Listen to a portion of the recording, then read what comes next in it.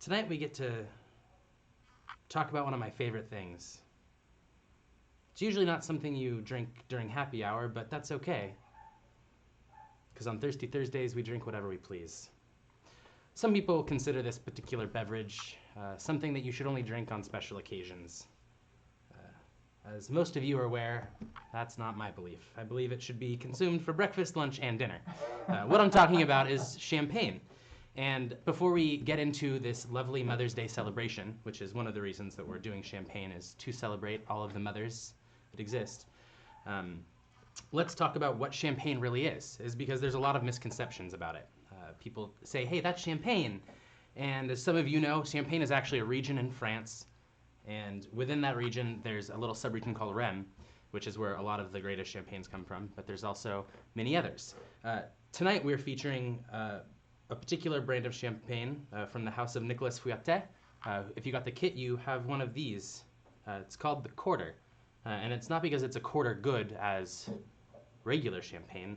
It's because it's a quarter bottle. Little small fry. So I thought it'd be fun to do a little taste test of two different versions of a house. So Nicolas Fouillatet is a champagne house, and we have their Brut Reserve and then just a Brut. So we're going to taste them and see how we feel about it, which you guys can't do.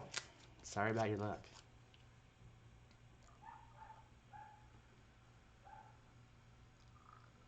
Al, would you like to come taste this first one with me? Oh, sure. I was getting a note that the camera angle was weird, but on our end it looks okay. So, this is the Fouillatet? Yep. Ah. This smells to me like France. Oh, wow. Yeasty. Oh, see, that's one of my favorite qualities in champagne. It's kind of a yeasty bread-like taste. Mm-hmm. It's still dry, but it's almost like eating buttery brioche. And then here's the other one. Let's see how Excellent. that is. Cheers. Social distance. To our mothers. So this one's a little bit drier. I like it. There's a little bit more like kind of that like green apple pear notes going on. Those are the same house, different bubbles. Wow. So I think the this one, which is the Quarter, I think it's going to do very well with the French 75. The citrus from the lemon is going to go really nice with the apple. So without further ado, let's get this show started. Let's do it. All right. Thanks, Jeremy. Jeremy knows a whole lot more about the grape than I do, and we will get into that. I've been more of a sugarcane and malted barley guy, but this guy is a definite wine connoisseur, and as a true wine connoisseur, he will also tell you that he's not a wine connoisseur, because there's an infinite number of snobbish things that you can know about wine, I assure you. So let's talk about what we're gonna need for tonight's show to make these great drinks. As always, we're going to make some shaken cocktails. We're not going to shake the champagne, people, before you even consider it. Don't put the champagne in the shakers. We're going to top with the champagne. That is called lengthening the drink. We are going to need something to measure with, our trusty jigger, a citrus press for our lemon juice, or just use your hands as always, the cutting board and knife to cut that. We're going to want a fine strainer, a strainer of some kind, a little Hawthorne. You're going to need a muddler, and for the first time ever, you're going to need a peeler, because we realized that we haven't done a twist, actually, yet on this show. So we're going to do a twist on our second cocktail. So that is the tools for tonight. I'll walk you through some subs in just a second. Let's collect our goods and services. We are going to need champagne, Prosecco, or both. If you've got a cocktail kit, you got a little bit of each. Gin is traditional for French 75, but if you're not into gin, you can do vodka. That'll be just fine. So also some fresh strawberries, some fresh lemons, fresh basil, some simple syrup. If you don't have simple syrup on hand and you're trying to follow along, quickly dissolve some sugar in some water in equal measures. Do it. And also some Aperol. which is an Italian aperitivo that is used to make our first cocktail. And so let's talk about that. We're having a very, very exciting time here on Mother's Day, almost Mother's Day weekend. And let me show you some tool subs if you're following along at home. And we're gonna do this every week because last time I forgot. So if you don't have a shaking tin, you can use like a water bottle like so, something with a lid that you can cap off to shake. Just want to be big enough to get the ice in there. A mason jar with a lid also works just fine. For measuring, which you got to measure, a tablespoon works great. A tablespoon is a 1/2 ounce in liquid, or you can use like a Pyrex, which is good for amounts of 2 ounces or more. I don't think we have any of those tonight, but you never know. We might throw a curveball. As far as a strainer goes, a spatula in the tin is a good solution if you have a slotted spoon, something like that. And as far as a muddler is concerned, which is this guy used to press fresh herbs, we've done this a bunch. You can also just use a flat spoon, something with a nice butt end. We just want to be able to press those fresh herbs into our sweetener. If you don't have a peeler, you can use the end of a knife. That would be the best thing to do for that. But this is the nice horizontal peeler that we use. If you have a vertical one too for like doing potatoes, that one is a little bit easier to use. This one takes a little bit of skill. I have sliced my fingers on this many a time. So no shame, no shade. We are presenting another week of our great cocktail kits. If you got one and you're following along, thank you from the bottom of our hearts for participating. We are working on actually being able to ship these things into other regions. So stay tuned and we'll be sure to tell you and let you know when you can get one on delivery. We're doing some tests. If you don't have one but you want to get one for next week, there's the URL right down there. You can check it out. And next week we've got another exciting kit going on. So please and thank you for your support of our company during this crazy time. Now, as Jeremy said, we're talking bubbles tonight. We're talking effervescence. We're talking sparkle. And nothing sparkles in the world like this. Al's mom. That's right. A lovely shout out to my mom who is watching right now, and mothers everywhere. Happy Mother's Day. We wouldn't be here without you guys, and our mothers have put up with so much from us. I know mine has, including all of those great hair changes. So thanks, Mom, for following along. Thanks for giving birth to me and putting me in this world to do weird and crazy things. I'm thrilled. I love you.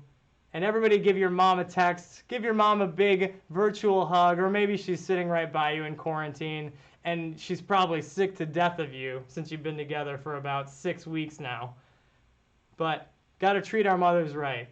And that's the theme of our show for tonight. So before we get into the first cocktail, let's just talk a little bit about some bubbly cocktails. Of course, we all know the classic champagne orange, as it was called back in France, or the lovely breakfast cocktail, a mimosa. Now, a mimosa is just so ubiquitous with drinking at breakfast, but it wasn't always so. In fact, the name mimosa didn't come around until 1925, when a fellow by the name of Frank Meyer supposedly created the mimosa. He also wrote a little cocktail book where he detailed some of his recipes and other recipes that he'd collected from around the world. But as you can see, Frank Meyer notated all of his recipes in his recipe book with a little asterisk next to them, the ones that he created. So down there on the bottom, you see an asterisk. And there's not one next to the mimosa or champagne orange. So who knows where this thing came from? But wait, there's more. A Buck's Fizz. Now, what is a Buck's Fizz? Other than this exceptionally awesome band from England, 1981, I missed their entire catalog, but I'm sure it's excellent. Named after a cocktail that is essentially a mimosa. A Buck's Fizz, though, is allegedly more champagne than orange juice. A mimosa is equal parts. Now, you know how we do this name game, and the first person to put a name to somebody always gets credit. Maybe that was Frank Meyer, maybe it wasn't. But I think that most of you have probably been drinking Buck's Fizzes and not mimosas. So now you know. And I bet that if you go to many a restaurant and bar and ask for a Buck's Fizz, they will give you an odd look and maybe play for you an amazing song from an obscure British pop group. But no, champagne cocktails aren't limited to the mimosa. In Ted Haig's book, Vintage Cocktails and Forgotten Spirits, he details a Sawyer au champagne, which has ice cream in it. And of course, the granddaddy of them all is just called a champagne cocktail. Now, when we did the margaritas last week, we kind of talked about how a daisy was different from a cocktail, was different from a sour. A cocktail traditionally was just bitters and sugar added to whatever spirit you were having. That's what defined a cocktail, like the old-fashioned.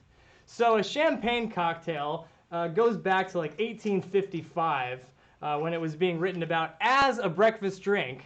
But as David Embry quoted in this fascinating passage from his book, The Fine Art of Mixing Drinks in 1940, from every point of view other than cost, this cocktail is a decidedly inferior drink, and no true champagne lover would ever commit the sacrilege of polluting a real vintage champagne by dunking even plain sugar, much less bitters, in it. So if you must serve this incongruous mess just for the sake of putting on the dog, then in the name of all that a true lover of the grape holds sacred, use a cheap domestic champagne or even an artificially carbonated white wine. And I'm sure that Jeremy would agree. We don't want to pollute really good champagne with things that are subpar. We're going to pollute some champagne tonight, but to make some exceptionally good cocktails. But we're going to take a page from David Embry's book, and we're going to do a bubbly cocktail that features Prosecco. Yes, that's right, we're going to make our own version of a Spritz Veneziano, also commonly called an Aperol Spritz. Aperol is an Italian aperitivo wine, or not wine, spirit that comes from Padua, which is in the north of Italy. We have done a little variation using some of the bounty of the first blushes of spring. These are some lovely strawberries that I pulled off strawberry plants in my own yard. And the strawberries are coming in, and we're gonna make a nice cocktail that we have dubbed the Vesuvius. So a Vesuvius is our version of a cocktail, and this is the first time where we're kind of spinning things on their head. We're going to do a riff, and then we're going to backtrack and do the classic. So this is more of a Aperol Spritz than it is a French 75 riff. We've tried this with many different spirits, but we really think that the balance of the strawberry and the basil with the Prosecco really adds to this cocktail. Any spirit just kind of steps on it. Also, if you're drinking with your mom, you might want to go a little bit easy. So we're going easy tonight. We've had a couple of crazy nights with the Mai Tais and the margaritas.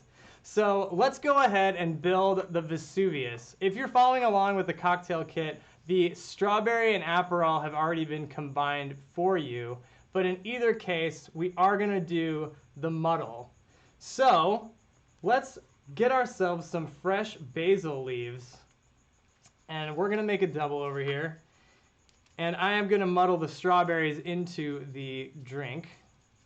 Again, if you have the kit, that's already been done. So you can just measure 1 ounce per serving of strawberry Aperol.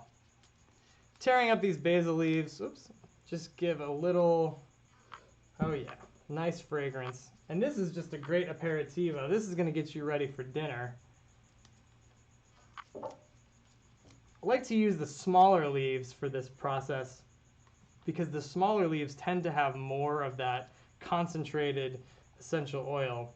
So now I'm going to add some fresh strawberries. We didn't have enough in my yard to put them in the kits, But these are organic strawberries from the quite local Givens Farms, and they are just exceptionally sweet and delicious. So that's already in your Aperol. But if you're doing this by yourself, muddling these things together, I would say a goodly 2 berries per cocktail is a good way to go. All right, great. Now we're going to add in our Aperol. If you've got the kit, just measure 1 ounce of strawberry Aperol over the basil leaves. If you don't have the kit, 3/4 per cocktail will do quite nicely with these berries. And now we're just going to press the fruit down. It can be a little bit more aggressive with it than we have been with the mint in the past, because we do want to extract a lot of this strawberry juice goodness. Oh man, this smells like candy. And this is the candy of nature. Really, really good. That smells great. And that's basically going to be the entire base of our cocktail here, other than a little bit of citrus. So we've got some fresh citrus juice. These are really big lemons that we were fortunate enough to source from some lovely local neighbors. So thank you guys for contributing. Just homegrown produce, the bounty of Los Angeles, right in our fingertips. And I want a full ounce, 1/2 ounce per cocktail. So if you're making a double, do a whole ounce of fresh lemon juice. If you're just having a single serving, 1/2 ounce. Oh, that smells good. Oh man, this is gonna be really nice. There we go, 1/3, a little bit more. Probably just need a little bit more. Drip, drip, Drip, drip, drip goes the... So that's it, guys. First time we've done no hard spirits into the cocktail. I hope you're not terribly disappointed, but I think you won't be when you taste this drink. Let's add some cubes to it, and we're gonna do a shake, and then we're gonna strain this, and then top with the Prosecco. Again, please do not shake your sparkling wine. You will regret it immediately. I've done it.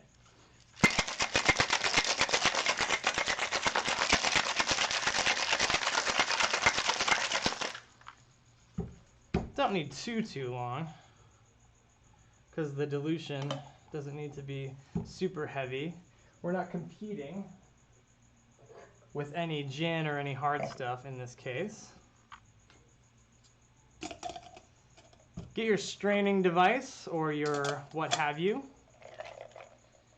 And then you're just going to strain this, holding back those fruit pulps and those leaves. And it's not going to be a terrible amount of liquid, but that's okay. That's what we want. We just want like a powerhouse, herbal, tasty, sweet and sour. And just look at the color on that. I mean, that is just great. The Aperol already has got some nice red notes in it. Red notes, I mean, it's entirely red. Okay. So that looks about right.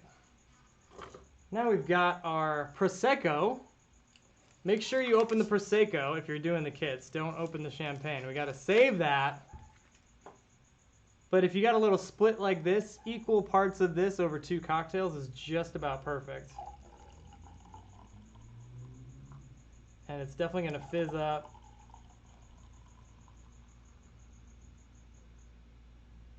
So gently measuring. Tippity top, tippity tay.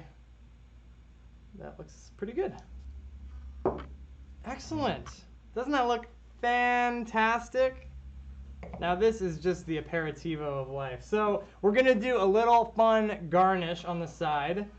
We've got some extra little strawberries lying around. I know you've got some in the kit, so those strawberries, you can eat them, but do one as a garnish. Just cut it gently about halfway up from the little tail end of it. And then you can place that on the side of your glass like so. And then if you've got a big old basil leaf, some of these monster ones, we're gonna do the slap. Our favorite part. Boom! And then waft that flavor over. Aromatics popping. Oh, yeah, that's okay. That looks great. That looks pretty cool. I'm all about that life. So there you go. We have the Vesuvius cocktail. Chin Chin. Now, I learned recently that perhaps we should change the name of this cocktail because Vesuvius, of course we know, burned down Pompeii. And Aperol comes to us from Padua, which is very, very far away. It's much closer to Venice. So if somebody wants to rename this cocktail, we can have a cocktail renaming contest once you taste this thing. Oh man, that's real nice. However, you know, the bubbly and the volcano, it all just kind of made sense.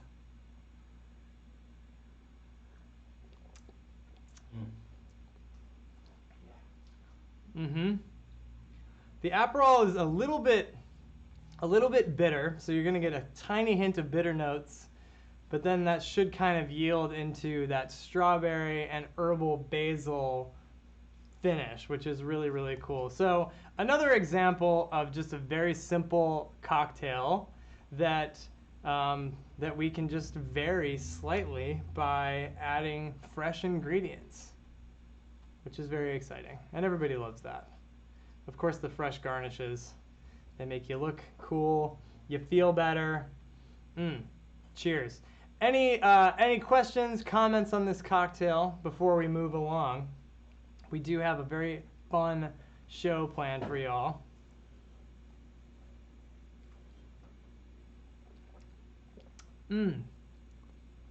Yeah, I definitely dig that. You know, if you have a little bit of extra spirit on hand and you want to try adding a little bit of gin or vodka into it, go for it, because maybe that might be more to your taste. We're moving slower tonight, a little more delicate, taking care of the mothers out there. And speaking of delicate and lovely, Stephanie requests that we do a toast to the moms. A toast to the moms. Let's toast to the moms, mothers everywhere, and really women everywhere who are keeping all of us ape-like men in check enough so that this whole world doesn't explode. We owe a great debt of gratitude to the mothers of the world. Absolutely. Cheers. Cheers, cheers. All this fruit's hard to get the champagne flute in my mouth. Well, we would like to take a little breather, let you guys enjoy this lovely cocktail, and we have another special musical guest. They are a duo. They are called Merlot Embargo, and they are going to play for you guys right now. We hope that you enjoy. Check them out. Man, my fingertips are getting a little rough.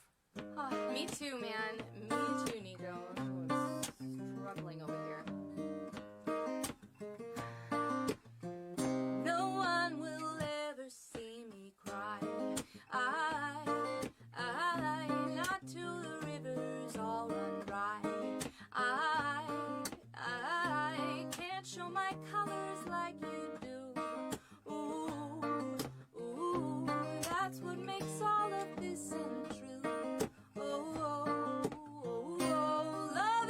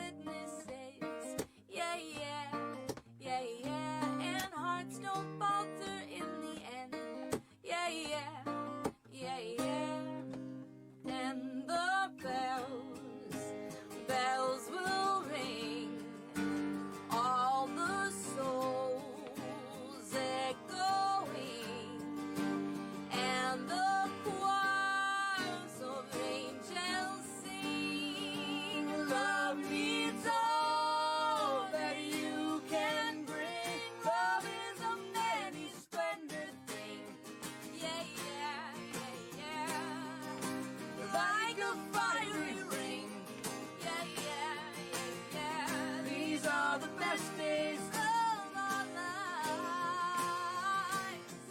These are the best days of our lives. Love is a many splendid thing. Yeah, yeah, yeah, yeah. Like a fiery ring. Yeah, yeah, yeah, yeah. These are the best days of our life. These are the best days of our life.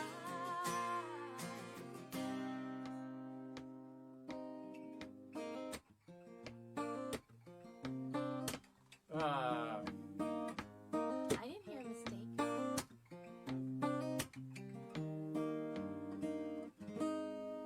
You know, like when your mind. Thank you, Jeff and Scarlett, Merlot and Bargo.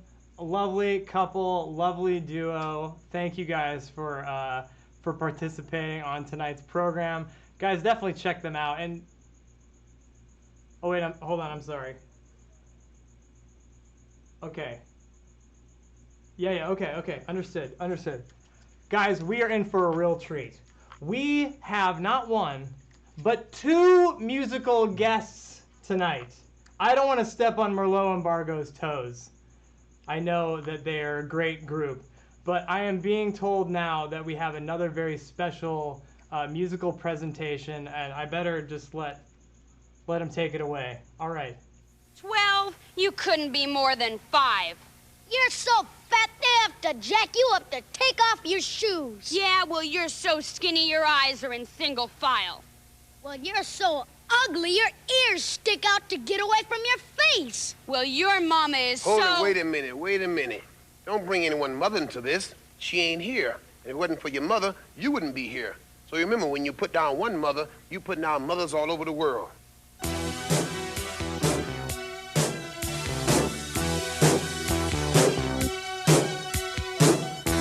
her right, treat your mother right. Treat her right, treat her right. Treat her right, treat your mother right. Treat her right, treat her right. Mother, there is no other like mother. So treat her right. Mother, I always love her. My mother. So treat her right, treat her right.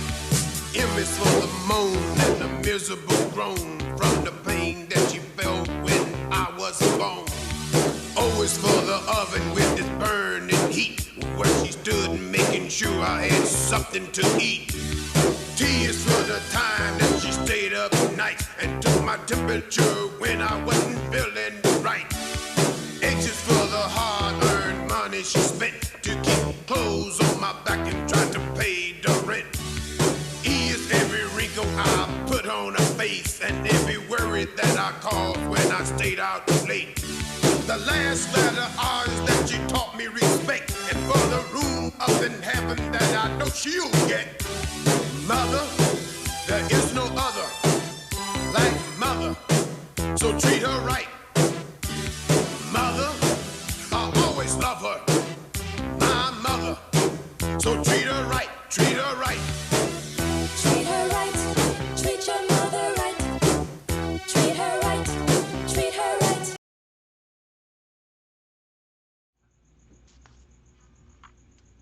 I couldn't have said it better myself.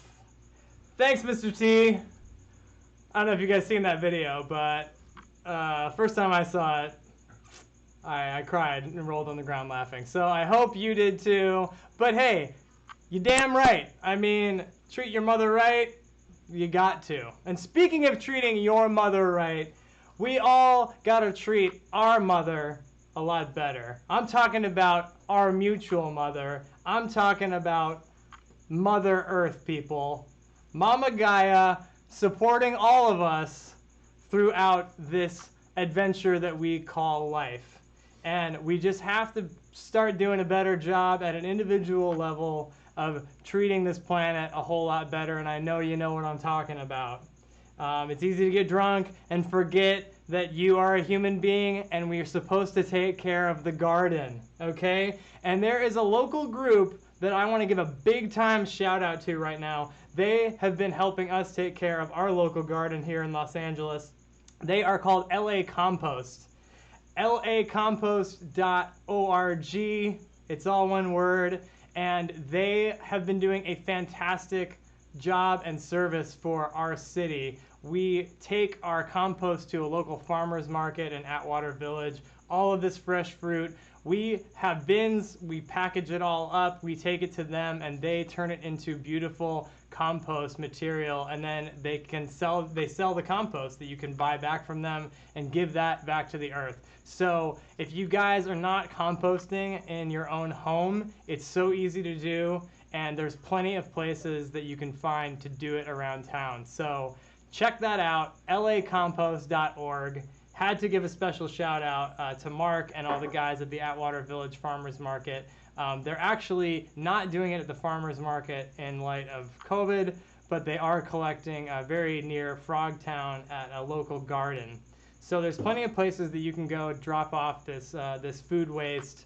My brother is actually very, very into horticulture, and from what he was telling me, when you throw food into a plastic bag and then that plastic bag goes to a dump, it doesn't decompose for something like 20 years, which is pretty crazy. So the earth needs our waste in a strange way. So be sure that you are doing that with your fresh citrus peels.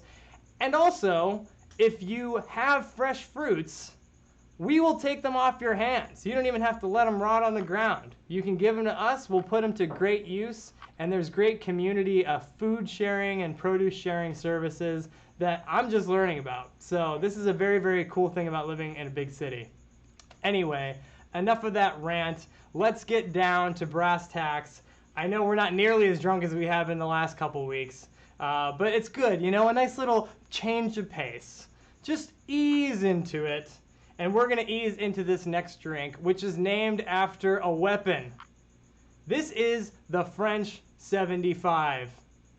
And this is a French 75. This is a gun, an artillery unit that is said to have helped the Allies to win World War I. It was created in 1898, and this crazy machine gun was used in trench warfare to some great effect, I guess, on behalf of France and Great Britain and the United States.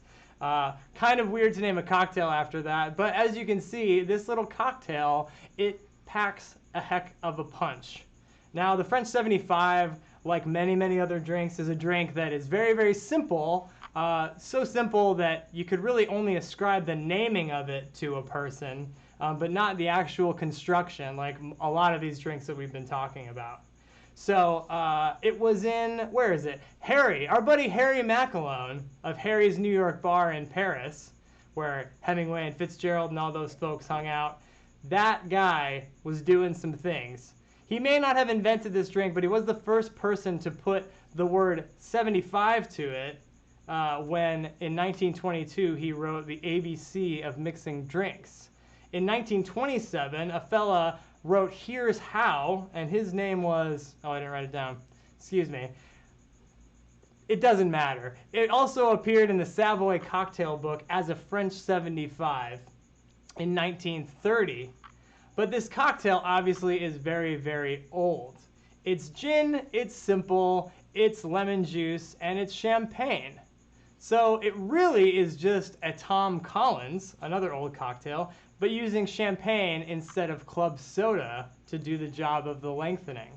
Also of note is that in the 1860s, Charles Dickens was known to be drinking champagne cups with some Old Tom gin added into it. A champagne cup was a cocktail made with champagne, little lemon juice, and a little sugar. That was a champagne cup. Add gin into that, and you are, as David Wondrich said, perilously close to a French 75. So perhaps we owe Charles Dickens the credit. Who knows? All that we do know is that this cocktail is the only cocktail that was created in the United States during Prohibition. most of those Prohibition era cocktails were being created at Harry's and in Paris and those other places. But this drink has decidedly Prohibition era origins in the United States. Now, to honor David Embury, we don't want to put anything terrible in a good champagne. So we've got our good champagne, but we definitely got to add some good gin. And that brings us to our sponsor for the evening, the Spirit Guild. The Spirit Guild is a local distillery producing this beautiful Astral Pacific gin that is distilled from clementine oranges. And this stuff is going to make a bomb French 75, if I do say so myself. It has got such a nice flavor, and they are such nice people. And wouldn't you know it, the owner and main distiller of the Spirit Guild is this lovely person here. Her name is Morgan McLaughlin. She is the lead distiller, and along with her partner Miller Duval, the two of them are running a killer operation in the downtown Los Angeles area. When I first saw their name on the side of a building, it concerned me greatly because I thought it was Spirit Guides, but it's not. It's the Spirit Guild.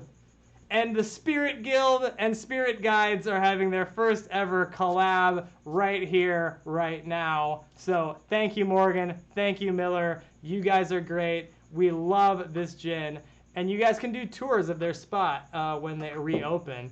They are open for deliveries, I believe, and pickups. Mm-hmm. Also, this stuff is everywhere if you're in town. Mission Wine and Spirits, I know, carries it. Remedy Liquor in Glendale also can get it. So if you like this gin and you're following along with the cocktail kit, you could easily get more of this stuff, and you can just hit them up. We'll bring their info back up again later at the end of the show. But let's do this thing. We're building the classic. This is a French 75, and there are many different versions of this cocktail.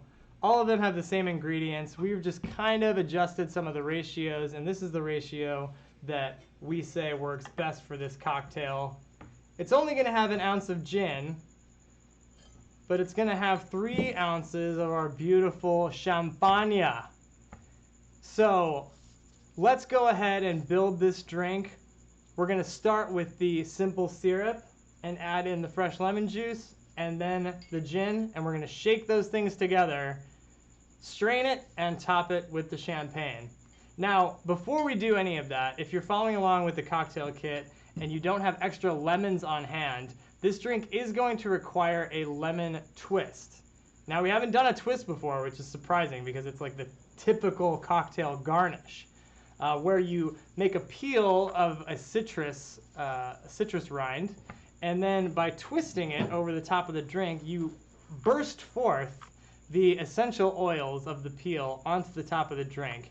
Makes for a lovely, lovely nose and aromatics. So if you're following along with the cocktail kit, before you cut the lemon open, because that makes it a lot harder, go ahead and do your peels first.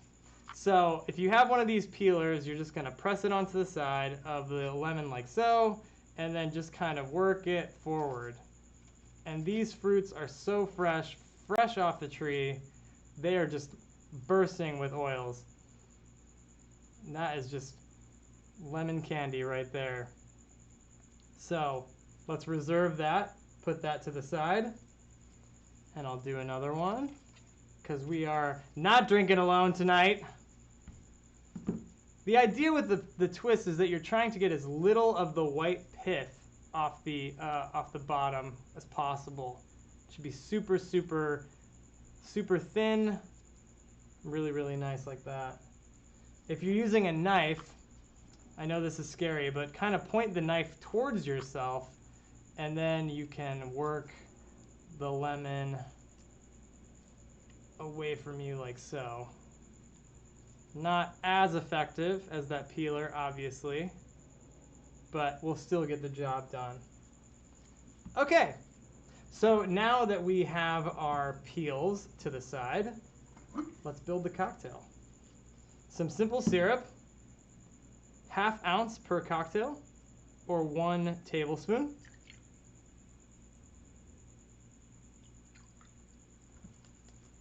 Now we can cut our lemon.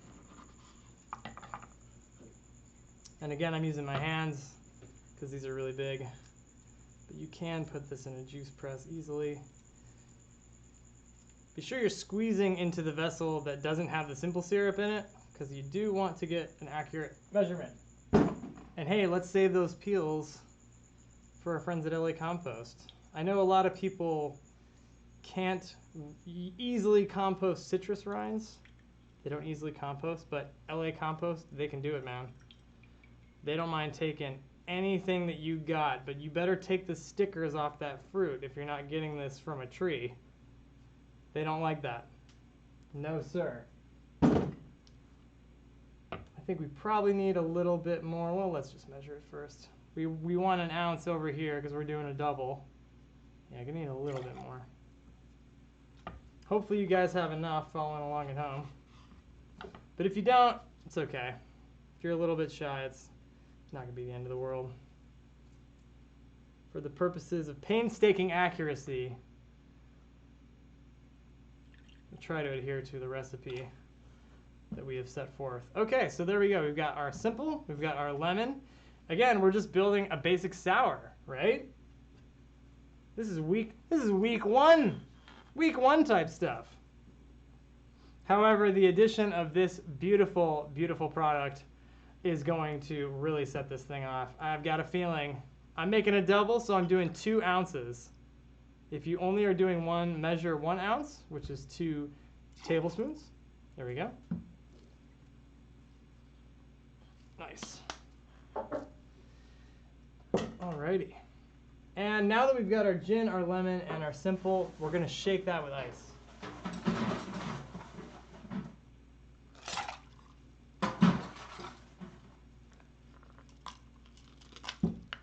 Getting down to the last of this bag. Okay.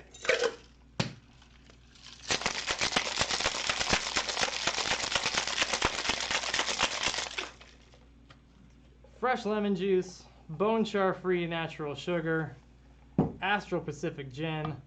I think this is sufficiently okay for David Embry to put some champagne in.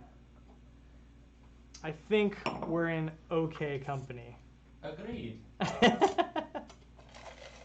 So we're gonna do our strain.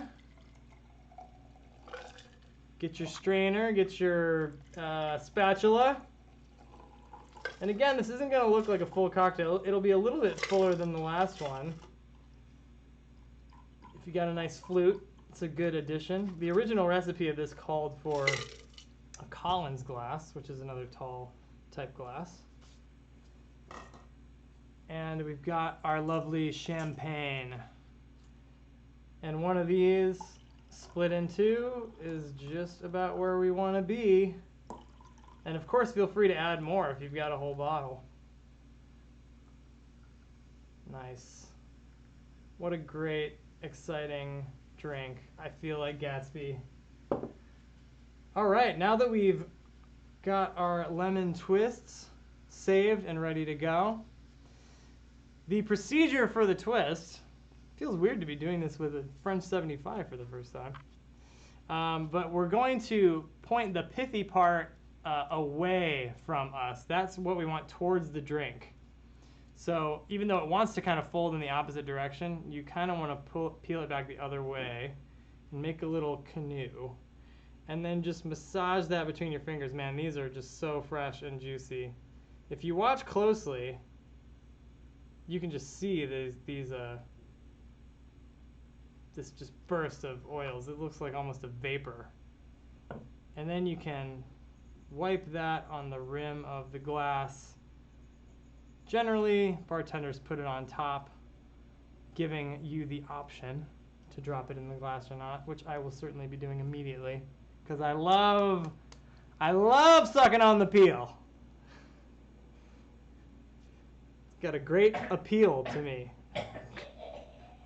Here we go, number 2.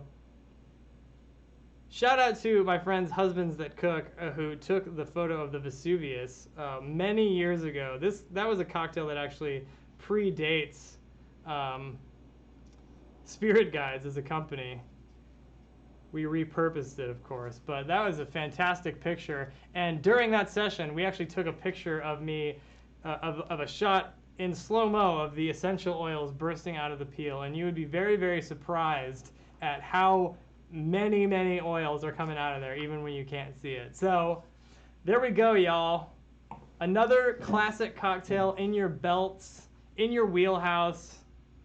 And of course, if this is not stiff enough for you and you have more gin on hand, there are recipes that call for more gin. There are recipes that call for less gin, for more champagne, for less lemon, for less sugar. But it's all a French 75. It's that basic construction, and now you know how to do it. That smells delightful. There's nothing quite like the aroma of fresh peels from like the oils. Just Man, fresh citrus, man. fresh citrus. Nothing Thank like it. you to all of our lovely neighbors who put their hands together to provide us some fresh citrus. That's really, really nice. Yeah. The gin is very, very clearly coming through, even at 1 ounce. It's a really, really nice balance. If you can taste kind of like orange in there, that's all what's coming from the gin, because that's the fruit that they're using to distill. Great gin, great cocktail. Let's bring up their retail again. Not their retail, I guess, but well, it is their retail. So if you guys are digging the Astral Pacific, there might be a little bit more in your kits if you want to have a little taster of what's left. But this is some exceptionally good stuff. That's their address. That's their phone number. And I know that you can go there and pick up a bottle of this stuff. I'm almost certain of it. You can. Just have to call ahead and. Yeah, Do call that ahead. little Be lead nice. Don't thing. just show up at midnight. Don't drive there right now. You're 2 drinks in.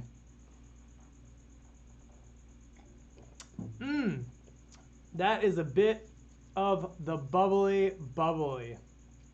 And in closing, before we totally move on, let's just remember what Mr. Champagne Cups himself once said. When you drink of the water, don't forget the spring from which it flows. So cheers to Mother Earth. I think good words to live by. And as we sip and enjoy, know that we all come from this planet. We all come from our dear Mother Earth. And we have to take care of it, folks. We don't have a choice. Thanks for tuning in. And next week, we hope that you join us for another exciting themed event. It's a day at the races. Every year in May, the Kentucky Derby goes on. It's the first Saturday of every May, and we all know that people are drinking juleps at the Kentucky Derby. Well, along with everything else, the Kentucky Derby was postponed this year. So maybe we'll see that sometime in September. Who knows? But we're not going to wait.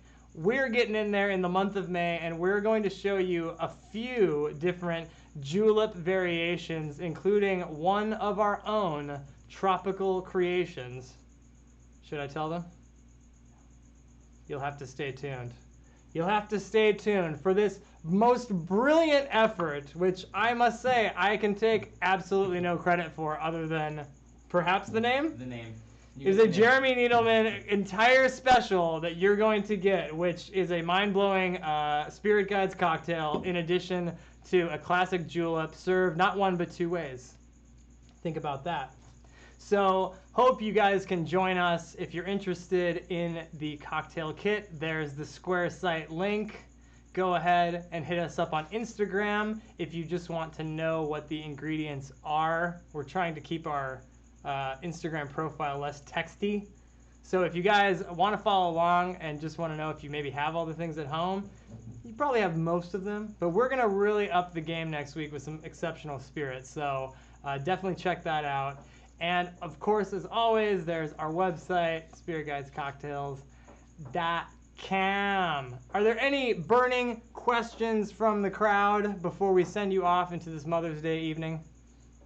Pre-Mother's Day evening. I'm not seeing anything. Oh man, that's Stephanie's good. requesting that we bring a strong hat game. I think we can oblige. The hat game is real.